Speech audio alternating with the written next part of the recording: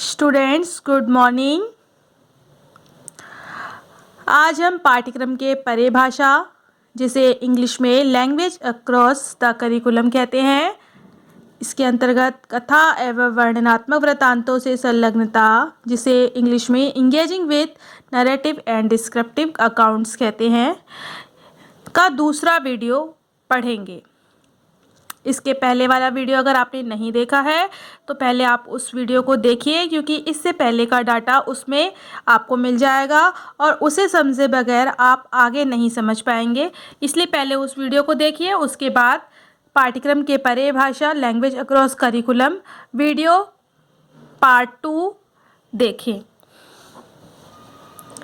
इससे पहले के वीडियो में हमने जो पढ़ा था उसके अंतर्गत हमने 4 पॉइंट के बारे में जिक्र किया था कि जो भी लैंग्वेज की क्लास में टॉपिक लिया जा रहा है उसमें हमें किन किन चीज़ों को शामिल करना है, जैसे काल्पनिक कहानियाँ, इमेजिनेशन स्टोरीज, नाटकीय घटनाएं, वर्णनात्मक वृत्तांत और हास्यात्मक चित्र कहानियाँ। इन चारों चीज़ों को हमें किसी भी लैंग्वेज की क्लास में जो भी लेसन प्लान या जो भी कुछ समझाया जा रहा है उसे हमें कथा और वर्णन में शामिल करना है, ताकि हमारी लैंग्वेज की क्लास इंटरेस्टिंग बन सके। यह वीडियो क्रमांक 2 है, मैं फिर से बता रही हूँ। अगर आपको इसे विस्तार से समझना है, इन चारों टॉपिक को विस्तार से समझना है तो इसके बारे में पहले वाले वीडियो में बताया गया है। आप पहले उस वीडियो को देखिए, उसके बाद आप इस वीडियो में एक एक पॉइंट को विस्तार से पढ़ेंगे। इसके अंतर्गत किन किन विशेषताओं का ध्यान रखा जाना चाहिए।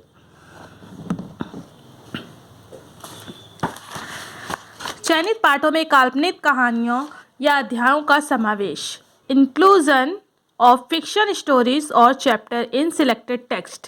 इनके अंतर्गत हमें कौन कौन सी क्वालिटी देखनी है। पहली है उद्देश्य निष्ठता, मतलब ऑब्जेक्टिवनेस। प्रत्येक पाठ का चयन करने से पूर्व, मतलब एवरी लेसन में जो भी डेटा हम सिलेक्ट कर रहे हैं उससे पहले, या फिर हम कोई भी कहानी टॉपिक में सिलेक्ट कर रहे हैं उससे पहले हमें उसका उद्देश्य निश्चित कर लेना चाहिए। फॉर एग्ज़ाम्पल, अगर हम स्टूडेंट्स में इंडियन कल्चर की भावना का विकास करने के लिए कुछ कहानी हम उन्हें बता रहे हैं तो उन कहानियों में ट्रेडिशन, रीति रिवाज, परंपराओं का उल्लेख होना चाहिए। इसी तरह से डिफरेंट उद्देश्य के लिए डिफरेंट टाइप के ऑब्जेक्टिव कहानी में होने चाहिए, तभी वो कहानी मीनिंगफुल होगी। और इस प्रकार की ही कहानियों और अध्यायों को सर्वोत्तम श्रेणी में रखा गया है। ठीक है, जो कहानी हम सुना रहे हैं या जो भी कुछ स्टोरी हम कह रहे हैं वो कहानी उस उद्देश्य को पूरी करती हो, मतलब उस उद्देश्य निष्ठता को वो पूरे करे, तभी वह मीनिंगफुल होगी। अदरवाइज विदाउट एनी ऑब्जेक्ट के कोई भी काम सक्सेस नहीं होता, तो फिर यहाँ पढ़ाई कैसे सक्सेस होगी। मतलब किसी न किसी उद्देश्य को लेकर ही हमें कोई टॉपिक पढ़ाना है और एंडिंग में ये जांच करना है कि वो उद्देश्य की पूर्ति हुई है कि नहीं। सेकंड बताया गया है बाल मनोदशा के अनुरूप, मतलब चाइल्ड साइकोलॉजी जो है उसके अकॉर्डिंग स्टोरी है या नहीं।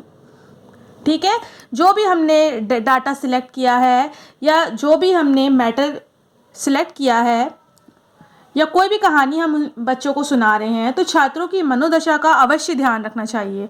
उनके मेंटल लेवल का हमें ध्यान में रखकर ही छोटी छोटी कहानियाँ सुनाई जानी चाहिए। जैसे कि अगर क्लास का स्टैंडर्ड थोड़ा लो है तो हमें राजा रानी या परी की कहानी सुनानी चाहिए, या फिर थोड़ा और ऊंचा स्टैंडर्ड है तो हमें उनके मेंटल लेवल के अकॉर्डिंग थोड़ी और अच्छी कहानी सुनानी चाहिए।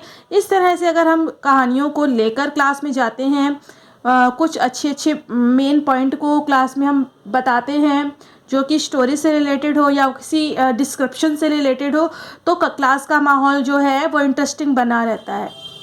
बच्चे बोर भी नहीं होते और उनके मेंटल लेवल के होने के कारण उन्हें कहानियाँ और जो भी चैप्टर है वो काफ़ी अच्छे अनुभूति होती है उन्हें। ठीक है, तीसरा यहाँ बताया गया है उचित भाषा का प्रयोग, मतलब प्रॉपर लैंग्वेज का यूज़ किया जाना चाहिए। ऐसा नहीं है कि हम पढ़ा कुछ रहे हैं और स्टोरी कुछ सुना रहे हैं फिर बीच में हमने कुछ और यूज़ कर लिया, बच्चों को समझ में ही नहीं आ रहा कि हो क्या रहा है क्लास में। तो विषय वस्तु में चयनित कहानियाँ और अध्यायों की भाषा बहुत ही सरल और बोधगम्य होनी चाहिए। उनको समझ में आनी चाहिए, इतनी ईजी होनी चाहिए कि वह समझ सके। और ये भी ध्यान रखना चाहिए कि छात्रों का स्तर किस तरह का है। अगर वो थोड़े कम क्लास के हैं, छोटी क्लास के हैं, तो उस स्तर की लैंग्वेज यूज़ करनी चाहिए, और थोड़ी बड़ी क्लास के हैं तो उस स्तर की कहानी यूज़ करनी चाहिए। ठीक है, तो इस तरह से उचित प्रॉपर लैंग्वेज का यूज़ करके हम जो भी है बच्चों के डाउट्स क्लियर कर सकते हैं, उन्हें स्टोरी वगैरह सुना सकते हैं। चौथा है इन्वायरमेंट से रिलेटेड, पर्यावरण से संबंधित। जो भी हम कहानी सुनाएं उसमें पर्यावरण को अवश्य शामिल करें। चयनित विषय वस्तु का संबंध छात्रों के परिवेश से होना बहुत ही जरूरी है। कहानियों में वृक्षारोपण होना चाहिए, या स्वच्छता से संबंधित हो, या संतुलित आहार से संबंधित हो, क्योंकि ये दैनिक जीवन से जुड़े हुए हैं और इन्हें भी बच्चे पढ़ाई के माध्यम से ही जानेंगे कि वृक्षारोपण क्या है। शुरुआत में उन्हें नहीं मालूम होगा, हमारे द्वारा बताए जाने के बाद ही उन्हें पता चलेगा, ताकि वो अपने जीवन में इन सब चीज़ों को खुद भी देख रेख करें, स्वच्छता का ध्यान रखें, संतुलित भोजन खुद लेना शुरू करें। ठीक है, इससे छात्रों की इस प्रकार की कहानियों को पढ़ने में रुचि भी होती है, क्योंकि इन कहानियों में ऐसा दिखाया जाता है कि राम का हरा भरा घर देखकर परी प्रसन्न हो गई। तो बच्चों में ऐसी मेंटेलिटी आती कि अच्छा, मतलब हमारा भी हरा भरा घर रहेगा तो परी प्रसन्न होगी और हमारे पास आएगी। मतलब ऐसी छोटी छोटी कहानियाँ बच्चों को सुनाई जानी चाहिए उनके मेंटल लेवल के अकॉर्डिंग, और साथ ही पर्यावरण से उसे कनेक्ट करके बताया जाना चाहिए, ताकि बच्चों में पर्यावरण के प्रति, वृक्षारोपण के प्रति भी ध्यान आकर्षित हो उनका। ठीक है, उन्हें ऐसा फील होगा कि अगर परी राम का हरा भरा घर देखकर प्रसन्न हो गई तो वो हमारा भी हरा भरा घर देखकर प्रसन्न हो जाएगी। तो बच्चों में ऐसी जिज्ञासा होती है, तो हमें उसे पर्यावरण से संबंध करके बताना चाहिए। पांचवा है सकारात्मक भावों का समावेश।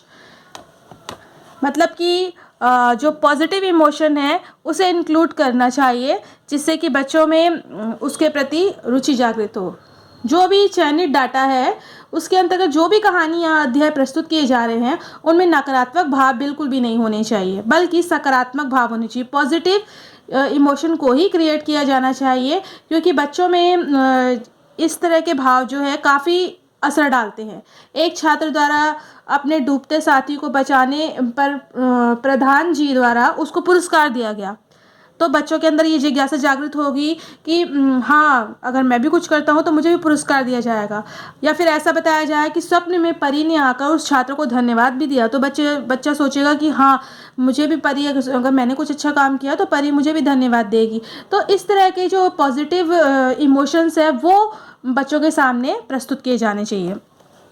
6 है सांस्कृतिक तथ्यों का समावेश। मतलब कि कल्चरल जो डाटा है उन्हें इंक्लूड किया जाना चाहिए, जिससे कि बच्चों को अपने सांस्कृतिक धरोहर का ज्ञान हो, है ना। सांस्कृतिक गतिविधियों को सर्वप्रथम घर परिवार में ही वह देखता है।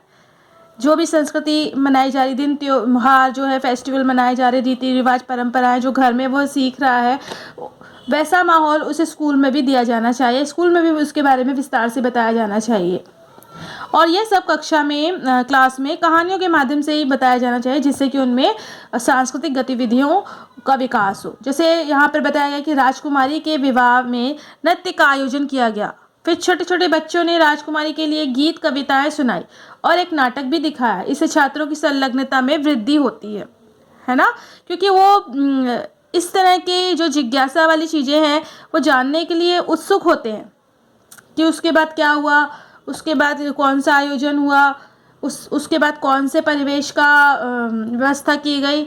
इस तरह से सांस्कृतिक तथ्यों को, कल्चरल एक्टिविटी को हमें कल्चरल डेटा का इंक्लूजन किया जाना चाहिए। ठीक है, इस तरह से हमारे 6 स्टेप्स पूरे होते हैं जिन्हें हमें ध्यान रखना है। फिर ऐतिहासिक तथ्यों का समावेश करना, मतलब जो भी हिस्ट्रिकल डाटा है उनको भी इंक्लूड किया जाना चाहिए, जिससे कि बच्चों में इतिहास के प्रति रुचि जागृत होए। मतलब हम जो लैंग्वेज की क्लास ले रहे हैं उसमें भी हम काल्पनिक कहानी या अध्याय जो ले रहे हैं, उन काल्पनिक कहानी और अध्यायों में इन सब चीज़ों को हमें ध्यान भी रखना है कि भाषा भी प्रॉपर हो, बालक की मनोदशा के अनुरूप हो, और इन्वायरमेंट से संबंधित हो, पॉजिटिव वे में हो, और हमारी जो संस्कृति है, कल्चरल को रिलेट करती हो, और उद्देश्य हो उसका, साथ ही हिस्ट्री को भी रिलेट करती हो, हिस्ट्री बताती हो उसकी, ऐतिहासिक इमारतें और जो भी इतिहास के जो भी तथ्य हैं उनको भी हम कहानियों के ढंग से बच्चों के सामने रोचक ढंग से प्रस्तुत कर सकते हैं। परिणाम रूप से क्या होगा, परिणामतः जो भी हमने डेटा चयन किया है वो बच्चों पर असर डालेगा। जैसे ताजमहल से संबंधित विषय वस्तु को रोचक कहानी के रूप में हमने प्रस्तुत किया तो बच्चों को ये याद भी रहेगा और ताजमहल के बारे में भी जानकारी मिलेगी। ठीक है। अगला है जीवन मूल्यों का समावेश करना। मतलब कोई भी कहानी सुनाई जा रही है, मतलब वो जीवन किसी ना किसी तरह से जीवन को टच करे। ठीक है। और उनमें कोई भी लाइफ वैल्यू इंक्रीज हो, उसका विकास हो। छात्रों के लिए जो भी डेटा चयन किया जा रहा है उन कहानियों में ऐसे जो टॉपिक है उनको स्थान दिया जाना चाहिए, जैसे कि प्रेम, सहयोग, संगठन की भावना। मतलब इस तरह से ऐसे टॉपिक्स होने चाहिए जिससे कि जो स्टूडेंट्स हैं उनमें सर्वांगीण विकास हो सके। जैसे यहाँ पर अगर कोई उदाहरण दिया जाए कि राम और सुग्रीव की मित्रता का, ठीक है, विभीषण द्वारा उनका सहयोग करने की कहानी को स्थान दिया जाना चाहिए। जबकि विभीषण दूसरे पक्ष के थे, रावण के भाई थे, लेकिन फिर भी उन्होंने सहयोग किया। इस तरह से उनमें मित्रता की भावना जागृत होगी, साथ ही सहयोग की भावना जागृत होगी। मतलब इस तरह की कहानियों में इस तरह के जो मेन पॉइंट है उन्हें इंक्लूड किया जाना चाहिए, ताकि जो कहानी है उनके जरिए बालक में जीवन मूल्यों का समावेश हो। ठीक है। उनमें नैतिकता का समावेश हो सके, विकास हो सके। अगला पॉइंट है जीवन कौशलों का समावेश। मतलब कुछ कहानियों में ऐसे चीज़ों को शामिल किया जाना चाहिए जिससे कि उनमें स्किल डेवलप हो सके। मतलब जो भी डेटा चूज़ किया जा रहा है वो जीवन में प्रयुक्त होने वाले कौशलों का विकास होने वाला होना चाहिए। जैसे महारानी लक्ष्मीबाई का अंग्रेजों के समक्ष साहस का प्रदर्शन करना। ठीक है। तो इससे इस तरह की कहानी से बच्चों में भी साहस जागृत होगा। उचित निर्णय संबंधी तथ्यों से युक्त कहानियों को छात्रों को पढ़ने के अवसर दिए जाने चाहिए। इससे छात्रों में एक और साहस, दूसरी ओर निर्णय और योग्यता का भी विकास होता है। ठीक है। तो इस तरह से हमें कक्षा में बच्चों को संलग्न करने के लिए, उनको इन्वॉल्व करने के लिए जीवन कौशल का समावेश किया जाना चाहिए, लाइफ स्किल को इंक्लूड किया जाना चाहिए, साथ ही जो वैल्यूज़ ऑफ लाइफ का समावेश किया जाना चाहिए जिससे कि बच्चों में नैतिकता का विकास हो। अगला है कल्पनाओं का समावेश, इमेजिनेशन। उनको कहानियों के माध्यम से इमेजिनेशन की जो कल्पना शक्ति है उनको भी हमें बढ़ाना चाहिए। इन कल्पनाओं के आधार पर छात्र आनंद का अनुभव करते हैं। जैसे कि बोला गया कि चांद, तारे, सूर्य आदि से संबंधित कोई छोटी छोटी कहानी सुनाओ। तो बच्चों को अगर हम ऐसा बोलेंगे तो वो कहीं ना कहीं से जोड़ तोड़ के कहानी सुनाने लगते हैं। ये छोटे बच्चों के लिए बताई जा रही है। भाषा की क्लास में जो छोटे बच्चे 1 से 5 क्लास तक के हैं, 1 to 5 क्लास तक के बच्चे, इनको अगर हम बोलते हैं तो वो इस तरह से कनेक्ट करके सुनाते भी है। उनसे पूछो कि यदि मैं राजा होता या फिर मैं शिक्षक होता तो किस तरह की कहानी सुनाई जाती। मतलब इस तरह से कुछ भी करके बच्चों से पूछा जाए तो फिर वो अपने ओपिनियन, अपने मनोभावों के अनुसार, वो अपनी मेंटल लेवल के अनुसार उन्होंने जितना भी समझा है, टीचर की बात को जितना भी सुना है, अपने फ्रेंड से जितनी बात की है या सुनी है, अपने घर में कुछ कहानियाँ सुनी है, उन सभी को रिलेट करके वो अपने मनोभावों के अनुसार, अपने मानसिक स्तर के अनुसार कहानी सुनाने लगते हैं। मतलब इस तरह से उनमें एक इमेजिनेशन क्षमता का विकास होता है। ठीक है। फिर अगला है मनोरंजन का समावेश। चयनित कहानी जो भी है उसमें मनोरंजन से संबंधित गतिविधियों का भी वर्णन होना चाहिए। ठीक है। कहानी में जैसे जादूगर के खेल का समावेश होना चाहिए। कहानी में या फिर कविता जो भी सुनाई जा रही है उनमें विभिन्न तरह के जानवरों या फिर इस तरह से कई प्रकार के मनोरंजनात्मक इंटरटेनमेंट वाले वर्क जो हैं उससे रिलेट किया जाना चाहिए ताकि बच्चों में मनोरंजन हो। ठीक है। तो अपनी कहानी में हम इन तथ्यों का समावेश करते हैं जिससे कि क्लास का माहौल जो है इंटरेस्टिंग बन सके। ज्ञान से संबंधित होनी चाहिए कहानी में। ज्ञान का काफ़ी महत्वपूर्ण योगदान होता है, रोल होता है, क्योंकि इसके बगैर तो कहानी कुछ नहीं है ना। ऑब्जेक्टिव ही ऐसा होना चाहिए कि उन्हें नॉलेज हो, स्वस्थ परंपराओं का भी स्थान दिया जाना चाहिए, जो भी है ट्रेडिशनल, जो भी है हेल्दी ट्रेडिशनल, उनका विकास हो उनमें। और साथ ही मेन पॉइंट, बालकों की जो स्टूडेंट्स हैं उनकी सहभागिता हो, उनका इन्वॉल्वमेंट हो। यदि वो क्लास में लैंग्वेज की क्लास में इन्वॉल्व ही नहीं होंगे तो उनमें इतनी सारी बातें जो हमने ऊपर की है 13 जो मेन हमने बातें की है, ये सब उसमें होएगी ही नहीं। इसलिए उनका इन्वॉल्व होना बहुत ज़रूरी है, और उनके इन्वॉल्व होने के लिए ज़रूरी है कि उनके मानसिक स्तर के अनुरूप ही भाषा की कक्षा होनी चाहिए। उनके मानसिक स्तर के अनुरूप ही जो ज्ञान संबंधी बातें हैं, मनोरंजन जो है, कल्पना है, और जो जीवन मूल्य, और इतनी सारी बातें जो हमने की है ना, इतने सारे जो पॉइंट है, वो इनकी सहभागिता तभी होगी जब उनके मानसिक स्तर के अनुरूप ही जब डेटा रखा जाए। ठीक है, तो यहाँ पर आज हमने पढ़ा, आज की क्लास में हमने जो जाना कि जो भी डाटा चूज़ किया जाए उनमें जो कहानियाँ हो उनमें क्या क्या विशेषताएं होनी चाहिए। ठीक है, जो भी हम पाठ पढ़ाने जा रहे हैं, जो भी हम डाटा लेकर कक्षा में जा रहे हैं, जो भी लेसन प्लान लेकर जा रहे हैं, लैंग्वेज की क्लास में हम कुछ कहानी सुनाने वाले हैं, तो उन कहानियों में ये बातें होनी चाहिए। यहाँ पे हमने 14 बातों की चर्चा की है। इन 14 बातों को हमें अपने लेसन प्लान में, खास तौर पर हम लैंग्वेज की क्लास की बात कर रहे हैं, उसमें समावेश होना चाहिए ताकि हमारी क्लास इफ़ेक्टिव बन सके।